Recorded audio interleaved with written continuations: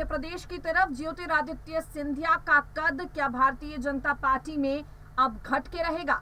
ये बड़ा सवाल खड़ा हो गया है, इसलिए क्योंकि नगर निकाय चुनाव में सिंधिया की आवाज को भारतीय जनता पार्टी ने नजरअंदाज किया है। देखिए, 2018 में मध्य प्रदेश में विधानसभा के चुनाव हुए और कांग्रेस पार्टी जो है वो सत्ता में आ गई।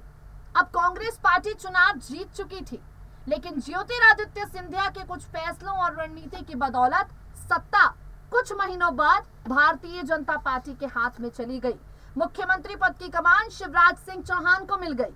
जब ज्योतिरादित्य सिंधिया ने कांग्रेस को मध्य प्रदेश की सत्ता से बेदखल करके बीजेपी नेताओं की ताजपोशी वहां कराई, भाजपा ने खुश होकर ज्योतिरादित्य सिंधिया का कद बढ़ाया, ज्योतिरादित्य सिंधिया को केंद्र में लाकर बिठाया। वो सिंधिया कई मायनों में भारतीय जनता पार्टी के लिए खास है, लेकिन अब भारतीय जनता पार्टी सिंधिया के बगैर ही आगामी विधानसभा चुनाव के रण में उतरना चाहती है। बीजेपी समझ चुकी है कि अगर सिंधिया की जनता के बीच मजबूत जो पकड़ है उसका इस्तेमाल बार बार किया गया और ज्योतिरादित्य सिंधिया की मनमानियों को बार बार माना गया, तो भाजपा में ही टकराव की स्थिति पैदा हो जाएगी। हालात कुछ ऐसे हो गए हैं कि भाजपा के नेता ज्योतिरादित्य सिंधिया के खिलाफ हो गए हैं।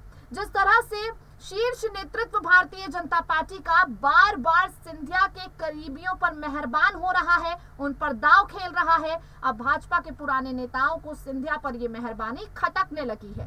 भाजपा के पुराने नेता ज्योतिरादित्य सिंधिया के खिलाफ सुर लगाने लगे हैं। कोई कह रहा है कि सिंधिया के परिवार का इतिहास ही गद्दारी का है, तो कोई कह रहा है कि महाराज नहीं बल्कि नेता बनकर काम कीजिए। अब नगर निकाय चुनाव में भारतीय जनता पार्टी के शीर्ष नेतृत्व ने सिंधिया की एक नहीं सुनी है। उसके पीछे की वजह क्या है? क्या कुछ यहाँ पर आगामी मध्य प्रदेश विधानसभा चुनाव के मद्देनजर होने वाला है? भाजपा किस तरह से सिंधिया को बैकफुट पर लाने के लिए तैयार है? अपनी खास रिपोर्ट के जरिए मध्य प्रदेश का ये समीकरण आपको समझाते हैं, सुनिए जरा। मध्य प्रदेश में भारतीय जनता पार्टी के भीतर एक बार फिर से ज्योतिरादित्य सिंधिया को लेकर नेताओं के मन में खटास पैदा हो गई है। मध्य प्रदेश में पंचायत चुनाव की घोषणा के बाद नगरीय निकाय चुनाव की तारीखों के ऐलान के बाद से ही सियासत गर्मा गई है। प्रदेश की दो प्रमुख पार्टियां कांग्रेस और भाजपा में बगावती सुर दिखाई देने लगा है। भारतीय जनता पार्टी की अगर बात करें तो भाजपा को विधानसभा चुनाव में हार के बाद प्रदेश की सत्ता में वापस लाने वाले ज्योतिरादित्य सिंधिया को नगर निकाय चुनाव में पार्टी ने बड़ा झटका दिया है। प्रदेश के 16 नगर निगमों में सिंधिया के करीबी में से किसी को भी महापौर प्रत्याशी नहीं बनाया गया। आखिरी दिन सिंधिया को एक बड़ा झटका लगा। उनके गढ़ गुना से सिंधिया समर्थक नेता अमित सोनी कांग्रेस में एक बार फिर से घर वापसी कर गए।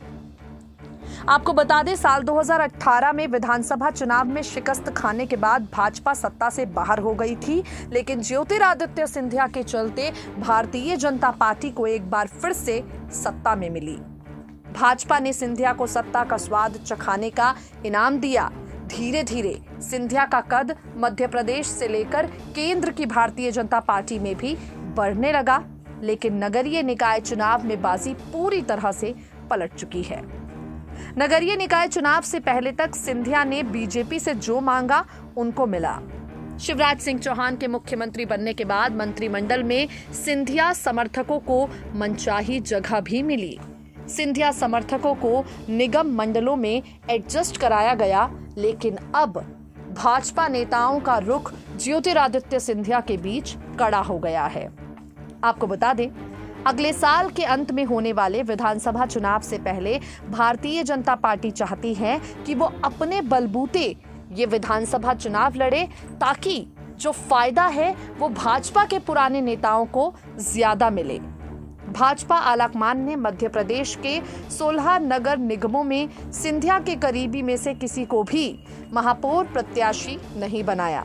हालांकि ग्वालियर चंबल में सिंधिया अपना दबदबा कायम रखना चाहते थे। इसी वजह से उन्होंने माया सिंह का नाम सामने रखा।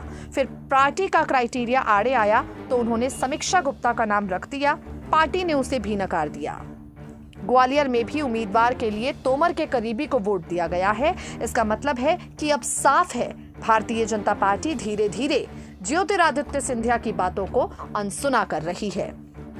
सुमन शर्मा के नाम पर ज्योतिरादित्य सिंधिया सहमत नहीं थे, लेकिन पार्टी के बाकी नेता जो हैं वो एक साथ खड़े रहे और ज्योतिरादित्य सिंधिया को हार माननी पड़ी।